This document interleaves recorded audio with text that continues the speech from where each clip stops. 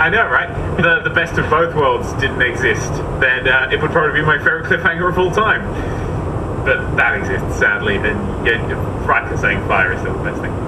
But, another character development I like that two-parter. I like that two-parter. I think that was a fun two-parter with the Master, especially the first part. The second part is always a bit where it falls down with most of the things.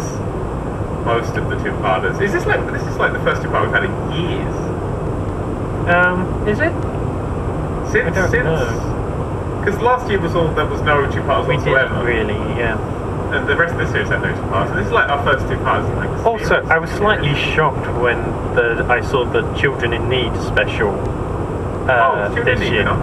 It was on Friday. Again, things I only watched for this podcast. So I could be up to date on the Doctor Who news. But there's bits of Clara in it. And I'd assumed that the end of that series had written off Clara, and I went, well, there goes my reasons for being interested in the next I assumed that was the end of Clara as well. Because clearly, I didn't like the fact they basically said anyone who's hugging cuddles, they're basically just so that people can hide their emotions. I was like, fuck off. Hugs are nice. There were also some shit lines. I wasn't a fan of love isn't an emotion, it's a promise. And this me going, I love bacon, so fuck you. That is an emotional state, that is not a promise. I like the, do you think, what was the line? I'll fuck it up and I'll screw it. The betrayal line.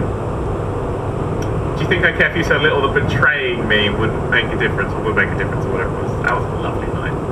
Yeah. That was Moffat showing up fine, liking when Moffat shows up. I just wish he had a doctor to actually read the lines. Well, see, right, the problem is that I had with the finale is that there were two